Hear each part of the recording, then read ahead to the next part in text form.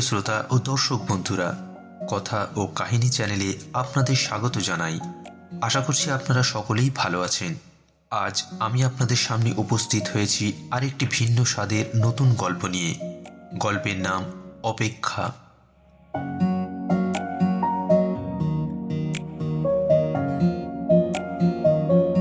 আমরা যারা শহরে বাস করি তাদের জন্য কোলাহল ও যানজটমুক্ত একটা গ্রাম যেন এক টুকরো স্বর্গের থেকে কিছু কম নয়। বসন্তের ফুরফুরে হাওয়ায় বসে দূর সবুজ ধান খেতে মোড়া ধুধু প্রান্তরগুলো কার না দেখতে ভালো লাগে। শীতকালে কুয়াশার সাদা চাদরে মোড়া মাঠগুলো যেন হাতছানি দিয়ে ডেকে বলে, এখানেই তো শৈশবের আসল সুখ, নির্ভেজাল হাসি আর হারিয়ে যেতে থাকা দিনগুলোর গন্ধ লুকিয়ে। আজ আমি আপনাদের নিয়ে যাব এমনই এক গ্রামে। গ্রামের নাম কালিকাপুর। ছোট্ট একটি গ্রাম, সবুজে ঘেরা, ভীষণ শান্ত আর আপন। সারি দিয়ে মাটির ঘর, কাঁচা রাস্তা আর ভোরের পাখির ডাকে এখানে দিনের শুরু। পুকুর পাড়ে জমে ওঠা গল্প, সন্ধ্যায় প্রদীপের আলো আর মানুষের মুখে সহজ সরল হাসি এই গ্রামের আসল পরিচয়। তবে প্রত্যন্ত এই গ্রামে শিক্ষা ও স্বাস্থ্য ব্যবস্থাটা আজও বেহাল। নেই কোনো বিদ্যুতের সুবিধাও।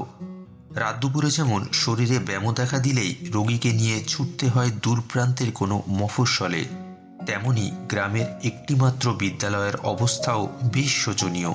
তাতে 4-5 জন শিক্ষক শিক্ষিকা থাকলেও ছাত্রছাত্রীদের উপস্থিতির হার একেবারেই নিরাশাজনক। অথচ শিক্ষাবর্ষের শুরুতে পড়ুয়াদের ভর্তির হিড়িক চোখে পড়ার মতো।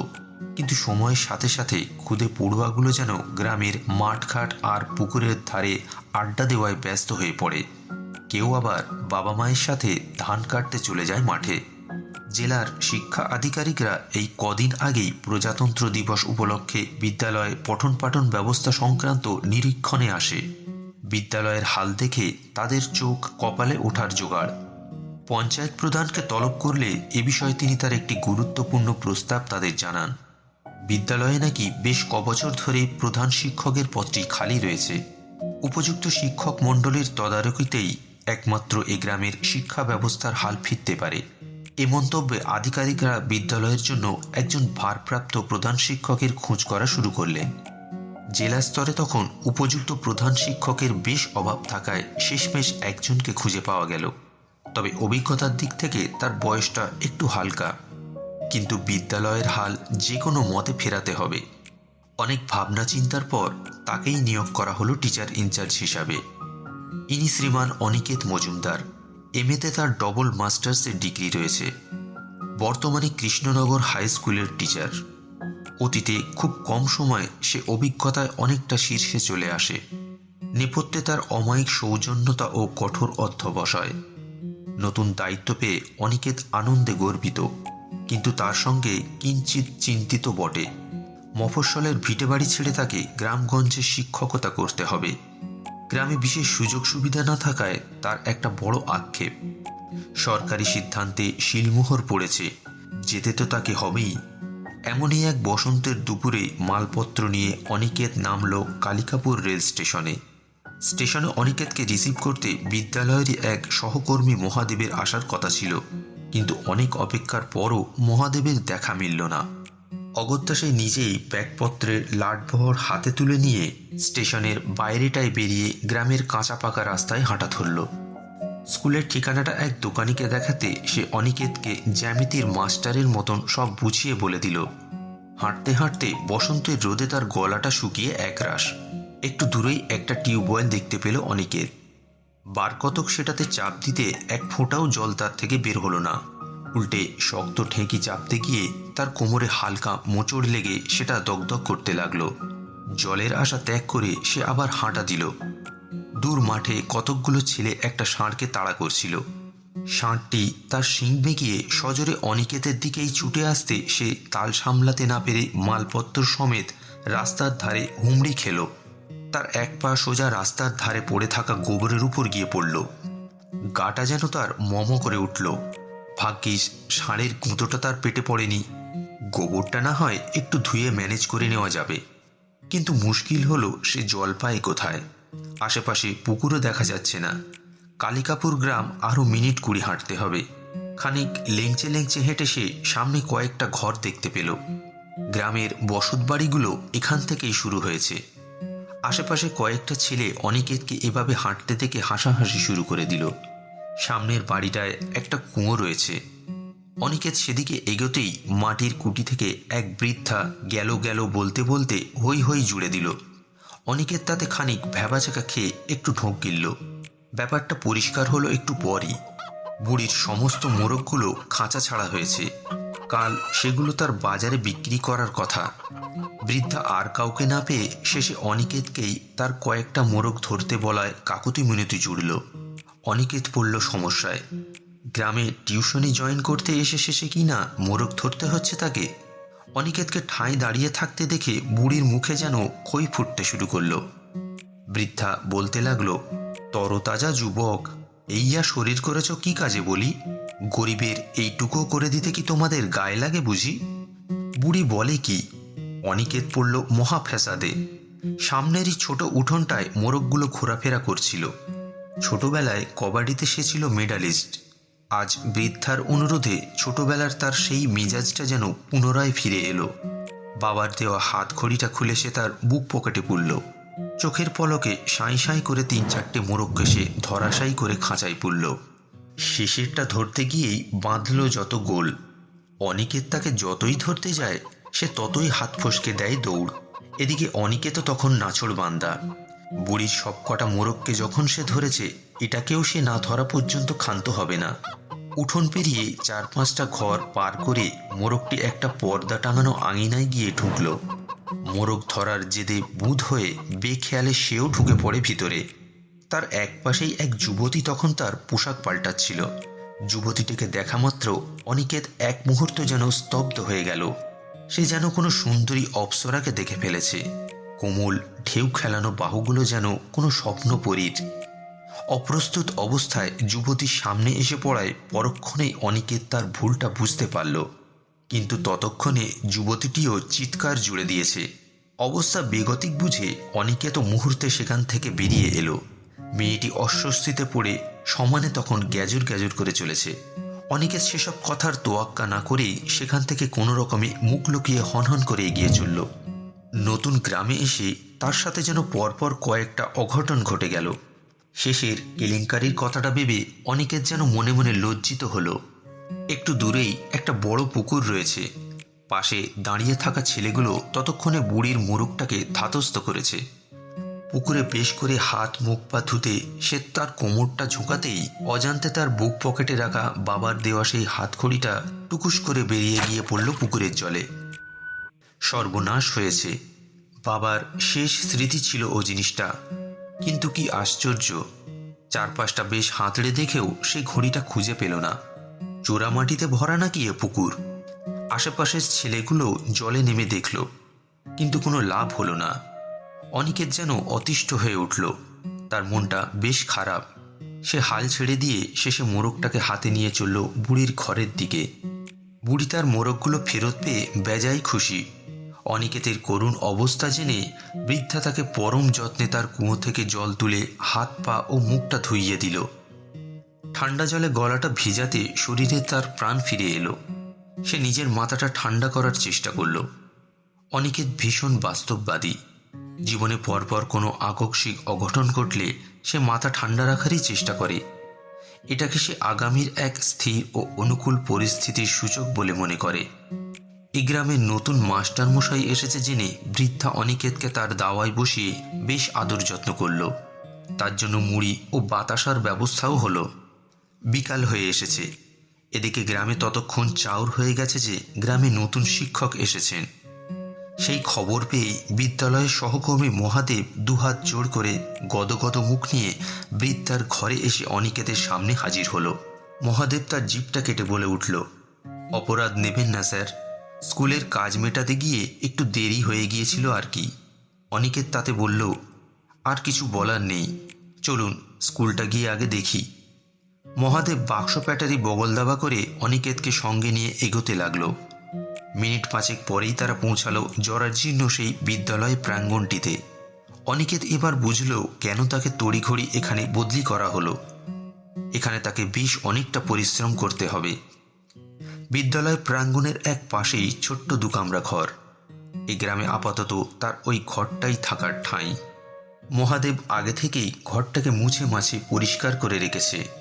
শোয়ার খাটটাতে ধপ করে গিয়ে বসল অনিকেত। সন্ধ্যা নেমে আসছে।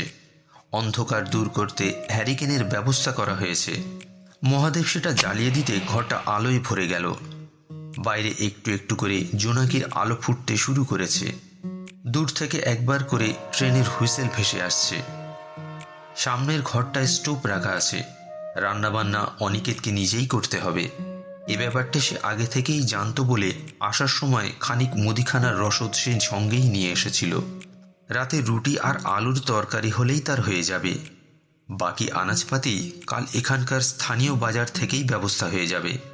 ঘণ্টাখানেক মহাদেব অনিকেতের সঙ্গেই কাটালো। সেই সময়টুকু এখানকার আশপাশ ও বিদ্যালয়ের বাকি শিক্ষক শিক্ষিকাদের বিষয়ে খুঁটিনাটিগুলো সে মহাদেবের কাছ থেকে জেনে নিল। মহাদেব চলে যেতে অনিকেত তার রান্নার কাজে লেগে পড়ল। রাতে খাওয়া সেরে বিছানায় গাটা এলিয়ে দিতে হট করে অনিকেতের চোখের সামনে সেই যুবতীটির কোমল মুখখানা ভেসে উঠল। মুখটা যেন সে কিছুতেই ভুলতে পারছে না। আশ্চর্য মায়াবী চাহনি মেয়েটার। মুখখানা একবার দেখলেই যেন চোখ সরানো দায়। মনে তার ভয়ও হচ্ছিল, কাণ্ডটা যদি পাঁচ কান করে মেয়েটা, তখন সে কি করবে? কান ধরে ক্ষমা চাইবে নাকি তার কাছে? কিন্তু এটা তো নিছক একটা দুর্ঘটনা মাত্র। সে তো অজান্তেই ঢুকে পড়েছিল সেখানে। ঢুকেই তার শরীরের ইস, কি বিশ্রী একটা ব্যাপার। ঘটনাটা ভাবতেই মান সম্মানের ভয়ে অনিকেতের শরীরটা জড়ো হয়ে গেল। রাতে স্বপ্নের ঘোরে বেশ কয়েকবার যুবতীটিকে সে দেখতে পেল।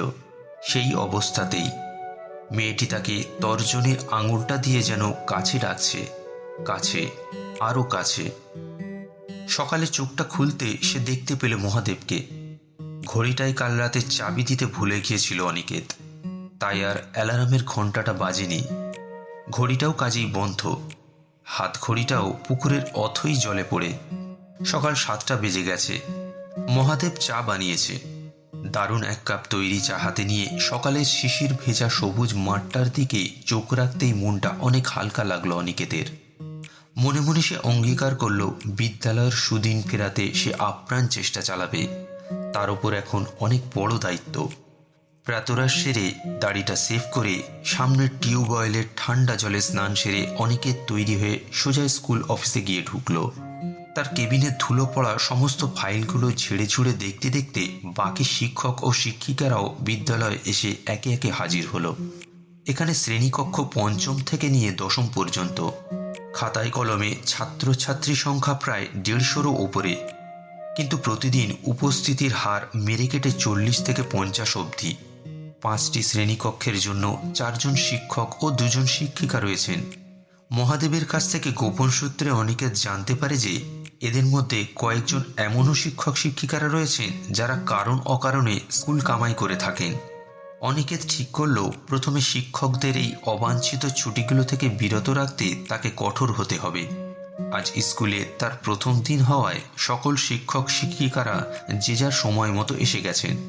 শুধু একজন বাদে, নলিনী বিশ্বাস। তিনিই যা আসতে বাকি। ইনি ইতিহাসের শিক্ষিকা, এই গ্রামেই থাকেন। স্কুলে নতুন হেডমাস্টার মশাই আসায় আজ বেশ কিছু ছাত্রছাত্রীও স্কুলে হাজির হয়েছে। বাকি যারা আসেনি তাদের স্কুলমুখ করতে ইতিমধ্যেই অনিকেত কিছু উপায় ঠিক করে রেখেছে। আপাতত সমস্ত ছাত্রছাত্রী ও শিক্ষক শিক্ষিকাদের নিয়ে অনিকেত মাঠে জমায়েত করল।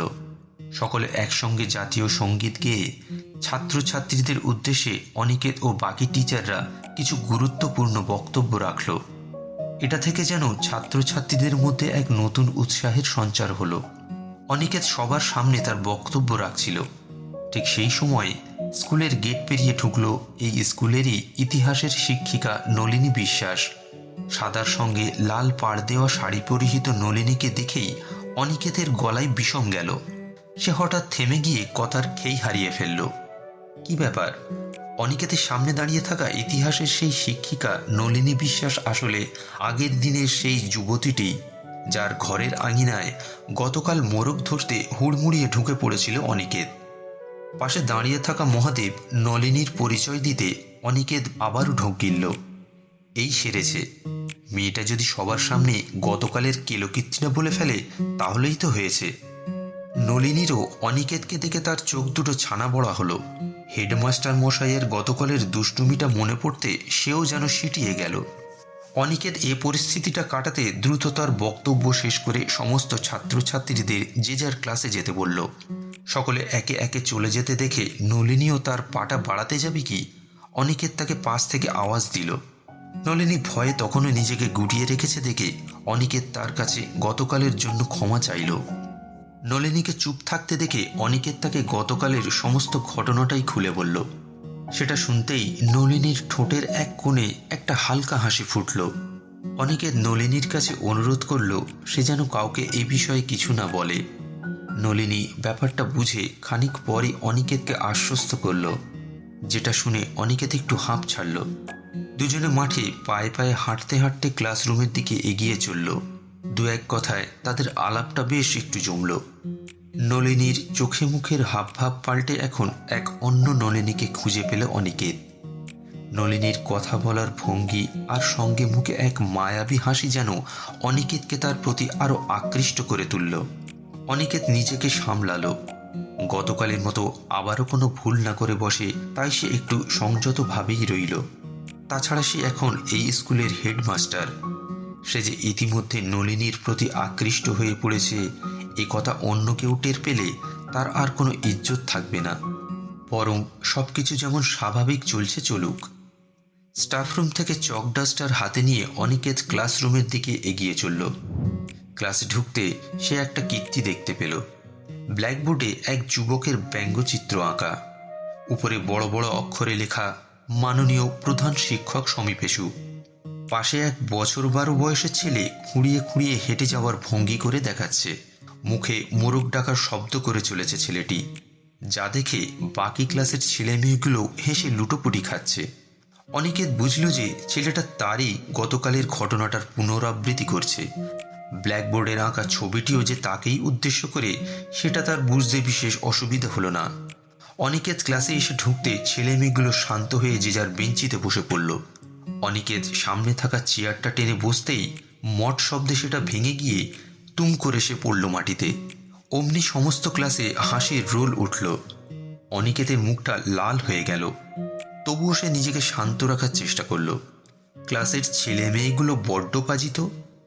একে তো গতকালকে কোমরে সামান্য মোচড় লেগেছিল, এবারটায় যেন তাতে আরো জোর পড়ল। মহাদেব রেজিস্টার খাতা নিয়ে ক্লাসে আসতেই কাণ্ডটা দেখে সে অনিকেতকে তুলে ধরল। ছেলে মেয়েগুলোকে এক ধার দিয়ে সে ঝাড় দেওয়া শুরু করতেই অনিকেত তাকে থামালো। অনিকেত গম্ভীর মুখ নিয়ে সারাটা ক্লাস পড়ালো। ক্লাস শেষে অনিকেত মহাদেবকে ডেকে পাঠালো তার কেবিনে। ছেলে মেয়েগুলোকে কিভাবে স্পেশাল ট্রিটমেন্ট দিয়ে পড়াশোনায় মনোযোগী করতে হয় তা অনিকেতের ভালো করে জানা আছে। এর আগে সে এমন বহু মহারথীদের সোজা করে দিয়েছে। এখানেই তো স্কুল কর্তৃপক্ষের কাছে তার বিশেষ কৃতিত্ব। স্কুলে এমন সব মহারথী স্টুডেন্টদের হাল হকিকত মহাদেবের কাছে জানতে চাইল অনিকেত। এর মধ্যে কালী নামক ছেলেটি নাকি সমস্ত ছাত্রছাত্রীদের নাটের গুরু। শয়তানিতে নাকি সে বিরাট ওস্তাদ, বলা চলে স্কুলের ত্রাস। মহাদেব তাকে বলল ওকে কাবু করতে পারলেই দেখবেন বাকিগুলো সব সোজা হয়ে গেছে। না নিজে পড়াশোনা করে না অন্যদের করতে দেয়। সব শুনে টুনে অনিকেত লম্বা নিঃশ্বাস ফেলল।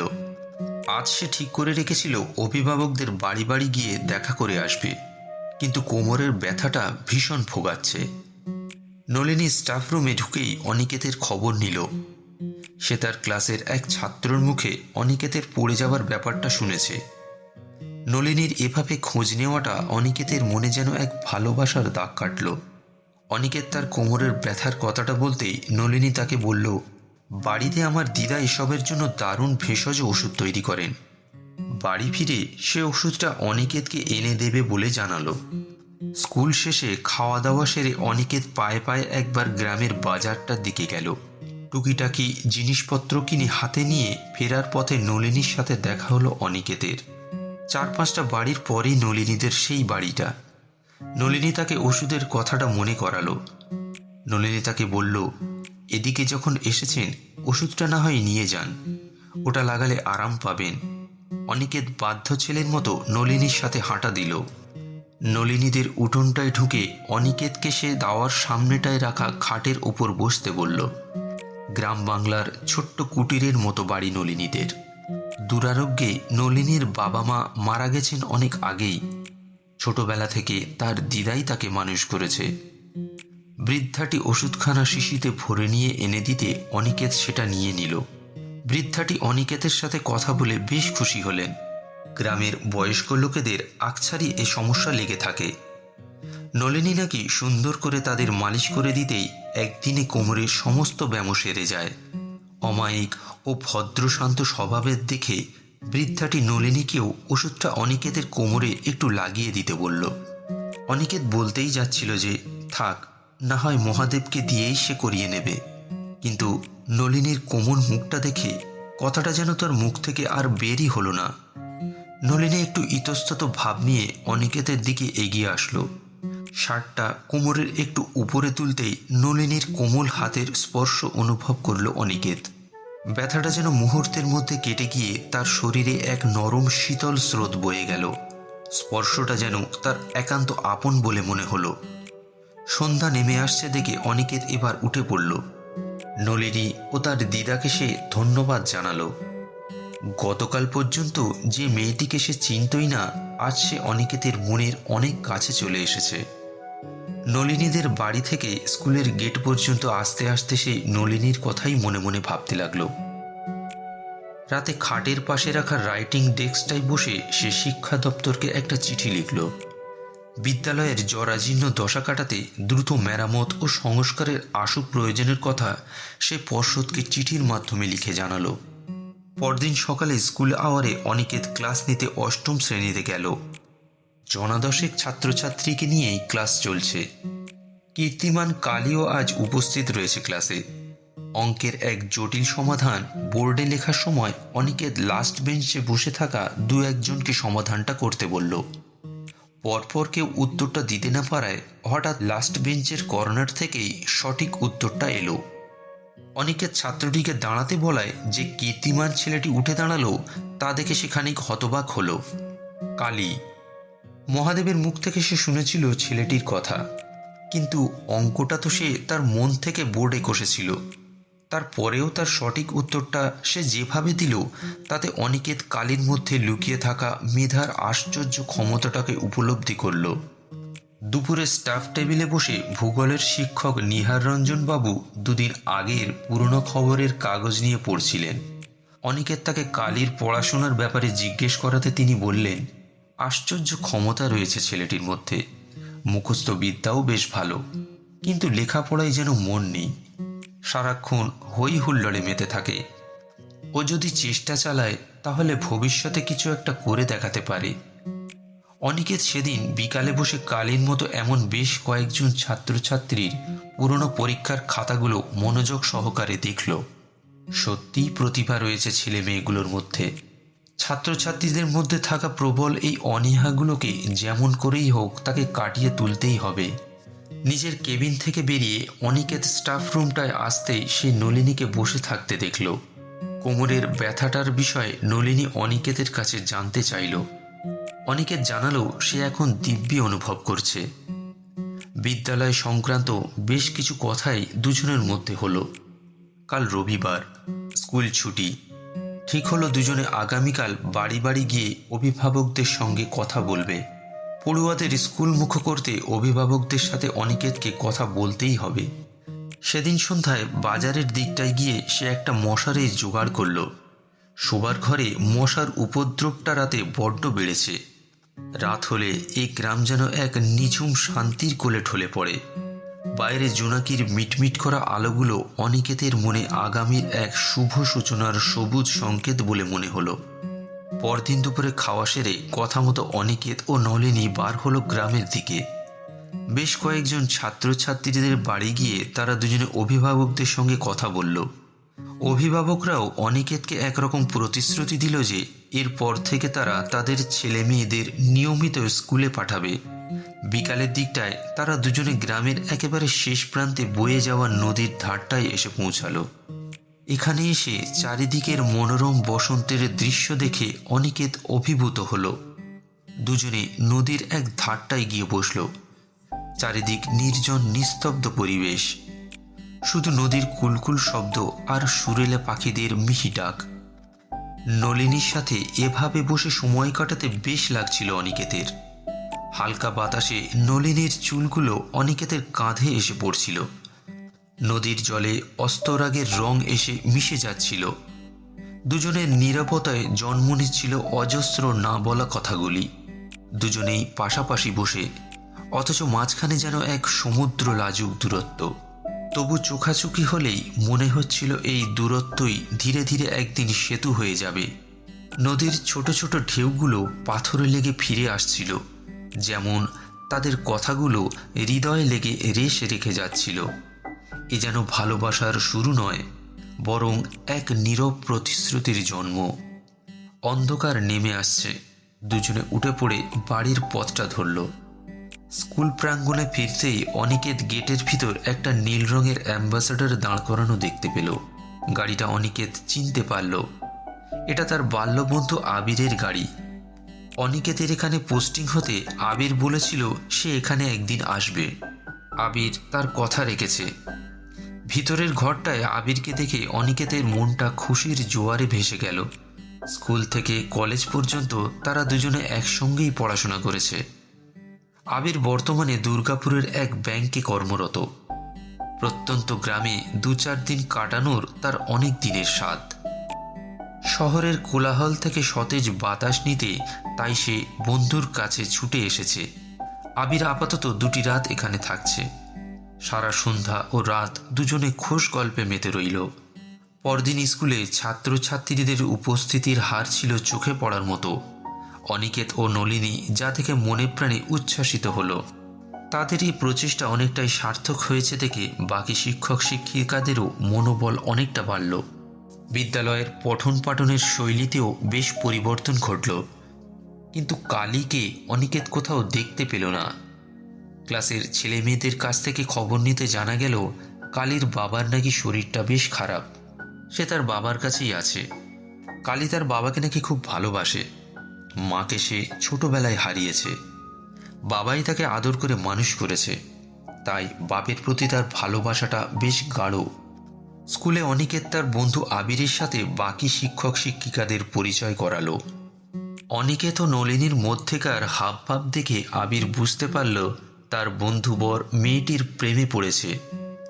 বিকালে স্কুল ছুটির পর দুজন বন্ধু মিলে নীল অ্যাম্বাসাডারে করে গ্রামের চারপাশটা একটু ঘুরতে বার হলো। গাড়ির সামনের সিটে বসে অনিকেত, তার পাশে আবির হাতে স্টিয়ারিং ধরে। সে শটান অনিকেতকে প্রশ্ন করে বসল, কিরে, নলিনীও তোকে ভালোবাসে? ওকে প্রপোজ করেছিস? প্রশ্নটা শুনে মুচকি হাসল অনিকেত, বলল, না। একটু চুপ থেকে প্রথম দিনের কাণ্ডটা শোনালো অনিকেত। সেটা শুনেই আবিরের চোখগুলো গোল গোল হয়ে গেল। সে বলে উঠল, খুব জোর বেঁচে গেছিস ভাই। ভাগ্যিস সেখানে আর কেউ ছিল না, না হলে কপালে উদম কেলানি জুটত। তবে মেয়েটাও তোকে নির্ঘাত পছন্দ করে, না হলে তোকে পাত্তাই দিত না। দেরি না করে ওকে সবকিছু বলে দে। এ কথা শুনে অনিকেতের মনে নতুন এক স্বপ্নের জগৎ ভেসে উঠল। সে বাইরের জানালা দিয়ে দূরের সবুজ ক্ষেতগুলো দেখছে। বাইরে থেকে বসন্তের ফুরফুরে হাওয়া তার মুখে এসে পড়ছে। একটু এগিয়ে গিয়ে গাড়িটা একবার অনিকেত থামাতে বলল আবিরকে। সামনেই সেই বড় পুকুরটা, যেখানে অনিকেতের ঘড়িটা জলে পড়ে গিয়েছিল। দুজনে একটু গাড়ি থেকে নামলো। পুকুরটায় কয়েকটি বাচ্চা ছেলে নেমে স্নান করছিল। বাচ্চাগুলোকে পুকুরে হই হুল্লোড় করতে দেখে দুজনেরই তাদের শৈশবের স্মৃতি মনে পড়ে গেল। স্কুল ছুটির পর তারাও খেলতে খেলতেই পুকুরের জলে হৈ হৈ করে নেমে পড়ত। তারা দুজনে দাঁড়িয়ে দাঁড়িয়ে সেই সব বাচ্চাদেরকেই দেখছিল। এর মধ্যে হঠাৎ এক বছর 12-র ছেলে হাতে চকচকে কি একটা নিয়ে অনিকেতকে চেঁচিয়ে বলে উঠল, পেয়ে গেছি স্যার। অনিকেত ভালো করে লক্ষ্য করতে তার বুকটা ধড়াস করে উঠল। এটা তো তার সেই ঘড়িটি। বাবার স্মৃতিচিহ্নটা পুনরায় ফিরে পেয়ে অনিকেত যেন বুক ভরা শান্তি পেল। ওয়াটার রেসিস্ট্যান্ট হওয়ায় ঘড়িটি এখনো অক্ষত রয়েছে। গাড়িটা যখন গ্রামের দিকে ঢুকলো তখন সামনেই জনাত্রিশেক লোকের জটলা। ভিড় দেখে অনিকেত গাড়ি থেকে নামলো।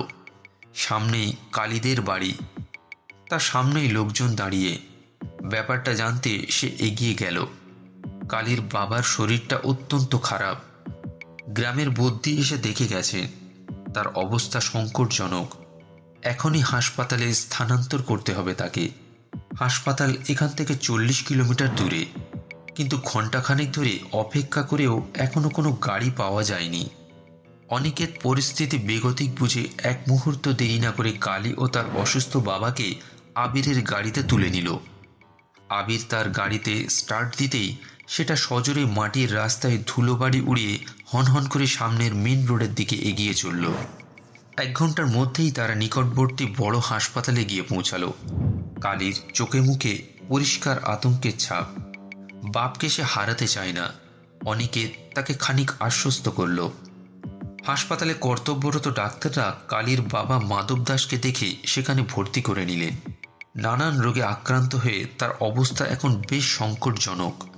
কালীর সামনেই ডাক্তারবাবু অনিকেতকে প্রশ্ন করলেন, আপনাদের গ্রামে কি কোনো ভালো ডাক্তার নেই? অনিকেত কালীকে চুপ করে দাঁড়িয়ে থাকতে দেখে ডাক্তারবাবু বললেন, থাকলে হয়তো আজ এতটা খারাপ পরিস্থিতি হতো না। এই সমস্যা একেবারে সূক্ষ্ম থেকে জটিল হয়েছে। আগেভাগে চিকিৎসা করালেই ব্যাপারটা সেরে যেত। অনিকেত সমস্যাটা কোথায় বুঝতে পারল। গ্রামে ভালো ডাক্তারের অভাবে অনেক দেরি হয়ে গেছে তাদের। আপাতত বেশ কয়েকদিন কালীর বাবাকে হাসপাতালে ভর্তি রাখতে হবে।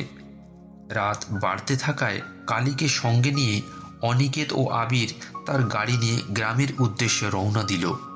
কালী এখনও বেশ চুপচাপ রয়েছে। ভয়টা তার এখনও রয়েছে মনে। কালীকে তার বাড়িতে ছেড়ে অনিকেত তাকে পরের দিন স্কুলে আসার জন্য বলল। কালী শুধু ছলছলে চোখে অনিকেতের দিকে বাধ্য ছেলের মতো তাকিয়ে তার মাথাটা দুবার নাড়ল। পরদিন সকালে অনিকেত শিক্ষা দপ্তর থেকে একটা চিঠি পেল। বিদ্যালয় সংস্কারের জন্য যে আবেদনটি সে করেছিল সেটা মঞ্জুর হয়েছে। সঙ্গে বিদ্যুৎ সংযোগের বিষয়টাও বাস্তবায়নের পথে। যেহেতু পাশের গ্রামে ইতিমধ্যেই বিদ্যুতের সংযোগ হয়ে গেছে, তাই সম্ভবত মাস দুয়েকের মধ্যেই এই গ্রামেও বিদ্যুৎ সরবরাহের ব্যবস্থা চালু হয়ে যেতে পারে। চিঠিটা পড়ে অনিকেত যারপরনায় আনন্দিত হলো। খবরটা সে সকল শিক্ষক শিক্ষিকাদের শোনাল। খবরটা ছড়িয়ে পড়তেই গ্রামের সকলের মুখে হাসি ফুটল। ছুটির শেষে অনিকেত কালীকে বারান্দাটায় দেখতে পেল। তাকে সেখানে চুপচাপ দাঁড়িয়ে থাকতে দেখে অনিকেত তার পাশটায় গিয়ে দাঁড়ালো। কালীর কাঁধে আলতো করে হাতটা রাখল সে। কি ভাবছো এত? কালী একটুক্ষণ চুপ থেকে বলল, আরও আগে যদি বাবাকে ডাক্তারের কাছে নিয়ে যেতে পারতাম তাহলে উনি হয়তো এত কষ্ট পেতেন না। কালীর মুখ থেকে এই কথা শুনে অনিকেত তাকে বলল, যেটা ঘটে গেছে সেটা ভেবে লাভ নেই, বরং ভবিষ্যতে এই গ্রামের জন্য তোমাদের মতো তরুণদেরকেই সামনে এগিয়ে আসতে হবে। তোমার কি মনে হয় না যে আগামীতে এই গ্রামেও একটা ভালো ডাক্তারের প্রয়োজন রয়েছে? কথাটা শুনে কালী তার মাথাটা নাড়ল। অনিকেত বলল, চেষ্টাটা এখন থেকে চালালেই হয়তো একজন ভালো ডাক্তার এই গ্রামেও জন্ম নিতে পারে। তাহলে ভবিষ্যতে আর কোনোদিন কোনো কালীকে হয়তো এই আফসোসটা আর করতে হবে না। কথাটা কালীর মনে ধরল। কালী সরল মনে অনিকেতকে প্রশ্ন করল, ডাক্তার হতে গেলে কি করতে হয়? অনিকেত একটু মুচকি হেসে বলল, দুটো জিনিস। এক, মন দিয়ে পড়াশোনা, আর দ্বিতীয়, গভীর অধ্যবসায়। কালী বলল, শুনেছি ডাক্তারি পড়তে নাকি অনেক টাকার প্রয়োজন। অনিকেত তাকে বুঝিয়ে বলল, ভালো পড়াশোনা করে উচ্চ নম্বর নিয়ে পাশ করলে সরকারি বিভিন্ন শিক্ষাবৃত্তির সুযোগ রয়েছে। সুতরাং এখন থেকেই তোমাকে গভীর মনোযোগ দিয়ে লেখাপড়ায় মন দিতে হবে, আর বাকি ছেলে মেয়েদেরও উৎসাহ দিতে হবে। শুনেছি তোমার কথা নাকি সকলে শোনে। কথাগুলো শুনে কালীর চোখে এক আশার দীপ জ্বলে উঠল। সে মনে মনে ঠিক করল, এবছর সে পরীক্ষায় ভালো ফল করবেই।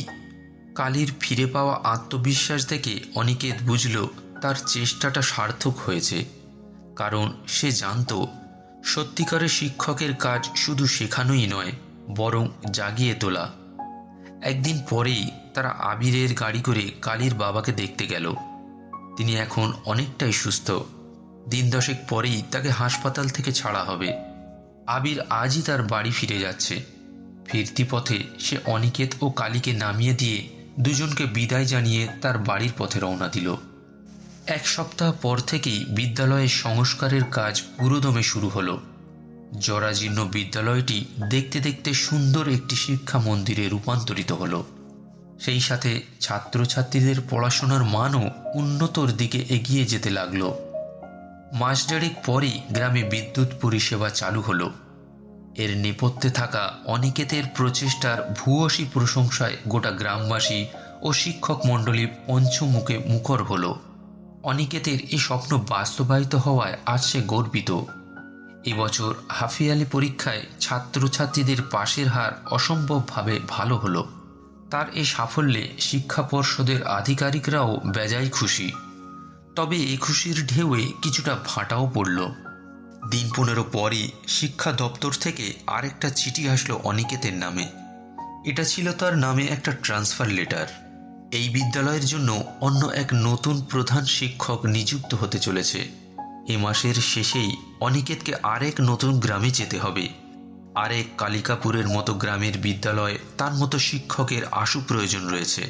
স্কুলের ছেলে মেয়ে, শিক্ষক শিক্ষিকা, অভিভাবকরাও একথায় খানিক হতাশ হলো। অনিকেতের মতো একজন এমন মানুষকে স্কুল ছেড়ে চলে যেতে হবে শুনে তারা মনমরা হয়ে পড়ল। অনিকেতের মনটাও কিঞ্চিত খারাপ, কিন্তু হলেও অনিকেত সকলকে তাদের আসল লক্ষ্যের কথাটা মনে করিয়ে দিল। আগামীতে যেন এই গ্রাম থেকে ছেলেমেয়েরা উত্তীর্ণ হয়ে জীবনে সফল হোক, এটাই তার মনোবাঞ্ছা। নলিনীকে তার অনেক কিছু বলার বাকি ছিল। তার প্রেম পর্বটা যেন অসম্পূর্ণ রয়ে গেল। যাবার দিন মহাদেব, কয়েকজন শিক্ষক, অভিভাবক ও কালী স্টেশনে অনিকেতকে ছাড়তে গেল। সবাইকে বিদায় জানানোর পরও অনিকেতের চোখ দুটো যেন কাউকে খুঁজছিল, নলিনীকে। ওর সাথেই যা শেষবারের মতো দেখাটা আর করা হয়ে ওঠেনি তার। অনিকেতের মনটা যেন নলিনীর জন্য উদ্গ্রীব হয়ে উঠল। তার মনে হতে লাগলো, গ্রাম ছেড়ে তো সে চলে যাচ্ছে, কিন্তু নলিনীকে ছেড়ে সে থাকবে কি করে? মনের কথাটা শেষ হতে না হতেই হঠাৎ নলিনীর আবির্ভাব। নলিনীকে এক পলক দেখতে পেয়ে অনিকেতের মনটা আবার সতেজ হয়ে উঠল। নলিনীর দু চোখে গভীর প্রতীক্ষার স্পষ্ট ছাপ, যেটা দেখে অনিকেতও বুঝল যে নলিনীও তাকে গভীরভাবে ভালোবেসে ফেলেছে। না হলে সে এতদূর অনিকেতের জন্য আসত না।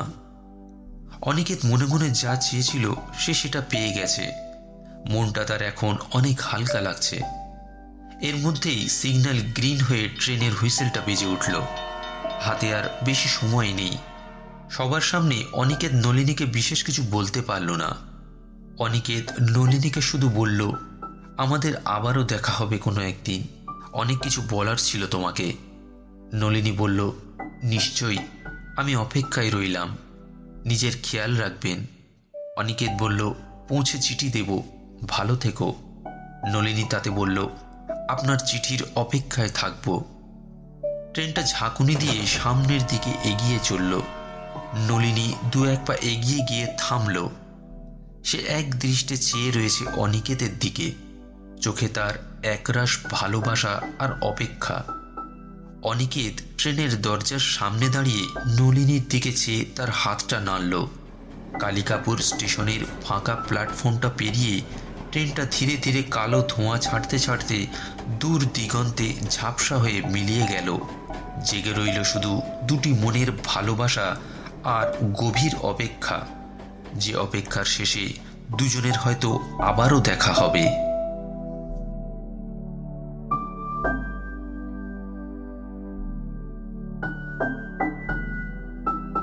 গল্পটি আপনাদের ভালো লেগে থাকলে ভিডিওটিতে একটি লাইক দিন, ভিডিওটি শেয়ার করুন এবং এই ধরনের আরও অডিও স্টোরি শুনতে এই চ্যানেলটিকে অবশ্যই সাবস্ক্রাইব করুন।